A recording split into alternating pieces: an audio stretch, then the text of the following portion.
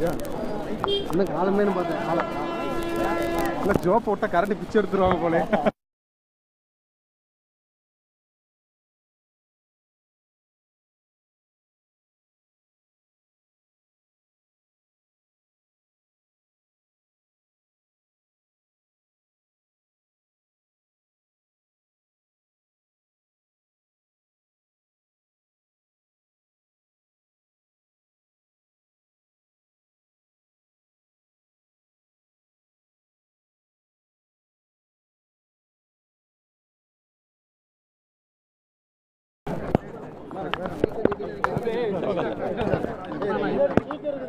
கொஞ்சம்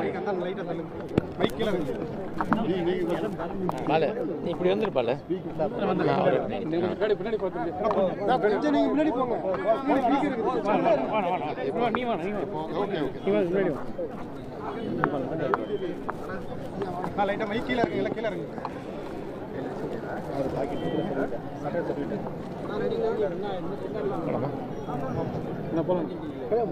ராசிபுரத்தில் திருவள்ளூர் கலைக்கல்லூரியில் டைட்டில் பார்க் ஆரம்பிப்பதற்காக முதலமைச்சர் 110 விதியின் கீழ் அறிவிக்கப்பட்டு இப்பொழுது அடிக்கல் நாட்டப்பட்டு இருக்கின்றது. அடிக்கல் நாட்டப்படுவதற்கு முன்பாகவே டைட்டில் பார்க் ராசிபுரம் வேண்டும், அதில் எங்களுக்கு எந்த மாற்று கருத்தும் கிடையாது. ஆனால் கல்லூரி வளாகத்தில் வேண்டாம், வேறு இடத்தில் வைங்கள் என்று நாங்கள் கோரிக்கை வைத்தோம். ஆனால் அந்த கோரிக்கை மறுக்கப்பட்டு இன்றைய தினம் அடிக்கல் நாட்டப்பட்டு இருக்கின்றது. அங்கே கிட்டத்தட்ட 3000 மாணவ மாணவிகள் படித்து கொண்டிருக்கின்றார்கள். நாளைய தினம் டைட்டில் பார்க் வருகின்ற போது அங்கேயும் இளைஞர்களும் இளம்பெண்களும் வேலைக்கு வர இருக்கின்றார்கள். ஆக பாதுகாப்பு இல்லாமல் போய்விடும். அதற்காக வேறு இடம் தேர்வு செய்து டைட்டில் பார்க் தனியாக அமைக்க வேண்டும். கல்லூரி வளாகத்துக்குள்ளேயே அது இருக்கின்ற போது பல பேர் வருவார்கள் செல்வார்கள். அதனால் யார் வருகிறார்கள் என்று தெரியாமல் போய்விடும்.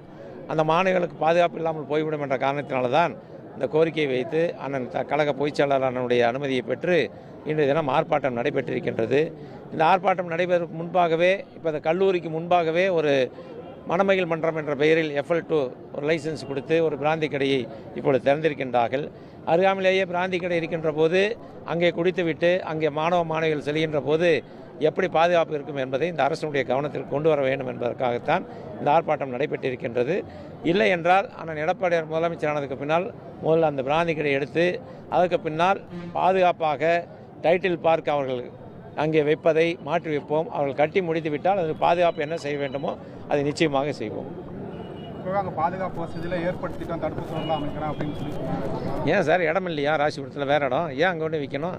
கல்லூரி நாளைக்கு எக்ஸ்பேன்ஷன் போகணுன்னா என்ன பண்ணுறது? கட்டடம் கட்டணும். நாளைக்கு அங்கே 3000 பேர் படிக்கின்றார்கள். இந்த பகுதியில் இருக்கிற அத்தனை பேருமே அந்த ஒரே கல்லூரிக்கு தான் அரசு கல்லூரிக்கு வந்து கொண்டிருக்கின்றார்கள். தேவையான கட்டடங்கள் அண்ணன் எடப்பாடியார் இருக்கின்ற போது 4 கோடி ரூபாய் கொடுத்து புதிய கட்டடங்கள் கட்ட கொடுத்து இன்று அதிகமான மாணவர்கள் படிக்கின்றார் என்றால் அதுக்கு அண்ணன் தான் காரணம். எதிர்காலத்தில் இன்னும் அதிகமாக படிக்க வேண்டும் என்று சொன்னால் கட்டடங்கள் அதிகமாக கட்ட வேண்டும். தேவையான இடம் இருக்குது, விளையாட்டு மைதானம் வேண்டும். அத்தனையும் இருக்கின்ற போது இடமில்லை என்று சொன்னால் கூட பரவாயில்லை. ராசிபுரத்தில் நிறைய அரசு புறம்போக்கு நிலங்கள் இருக்கின்றன, அந்த இடத்தில் அமைக்க வேண்டும் என்பதுதான் எங்களுடைய கோரிக்கை. நாங்கள் போராட்டம் பண்ணுறோம், அவங்க ஆரம்பிச்சிட்டான்னு சொல்கிறாங்க. நாங்கள் அப்போ ஆரம்பிப்பதற்கு முன்பாகவே நாங்கள் சொல்லியிருந்தோம், இது போன்று இங்கே அடிக்கல் நாட்டினால் வேலை நடந்தால் நாங்கள் போராட்டம் செய்வோம் என்று. ஆக இது முதலமைச்சருடைய கவனத்திற்கு கொண்டு செல்ல வேண்டும் என்பதற்காக தான் இந்த போராட்டத்தை நாங்கள் நடத்தியிருக்கோம். ஏன் சார் வீட்டில் ஒரு கட்சிக்காரர் ஒரு கடை நடத்துறதெல்லாம் ஒரு கேள்வியா?